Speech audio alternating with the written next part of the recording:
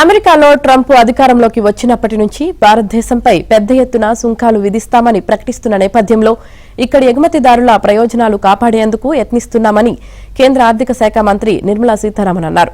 ఇందులో భాగంగా కేంద్ర వాణిజ్య పరిశ్రమల శాఖ మంత్రి పీయూష్ గోయల్ అమెరికాకు వెళ్లి చర్చలు జరుపుతున్నారని తెలిపారు. విశాఖలో గురువారం వివిధ వ్యాపార వాణిజ్య సంస్థలు చార్టర్డ్ అకౌంటెంట్లతో ఆమె సమావేశమయ్యారు. ఈ సందర్భంగా అమెరికా విధిస్తున్న సుంకాలు పన్నులపై వివరణ ఇచ్చారు.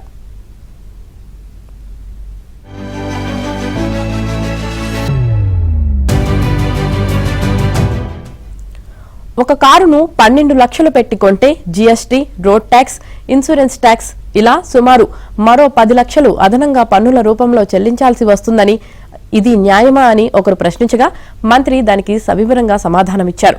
సాధారణ పౌరుల దృష్టిలో అది పన్నుల భారంగానే కనిపిస్తుందని, కానీ అవన్నీ వేర్వేరు అవసరాల కోసం చెల్లిస్తున్నారనే విషయం గుర్తుపెట్టుకోవాలన్నారు. తయారు చేసిన కారు కొన్నందుకు జీఎస్టీ, రహదారిపై ఆ వాహనం నడుపుతున్నందుకు ఆ రోడ్డు నిర్మాణానికి అయిన ఖర్చు కోసం పన్ను, పెట్రోల్ పోయించుకుంటే దాన్ని దిగుమతి చేసుకున్నందుకు పన్ను, ఇలా అన్ని వేర్వేరు ప్రయోజనాల కోసం చెల్లించాల్సి ఉంటుందన్నారు.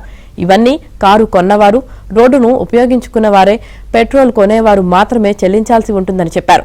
ప్రజలకు ఏ సదుపాయమూ ఊరికినే రాదని తెలుసుకోవాలన్నారు. న్యూజెర్సీ వంటి రహదారులు, అమెరికా వంటి విమానాశ్రయాలు కావాలంటే భారీగా నిధులు వెచ్చించాలని, వాటిని రాబట్టుకోవడానికే ప్రభుత్వం పన్నులు వేస్తుందన్నారు.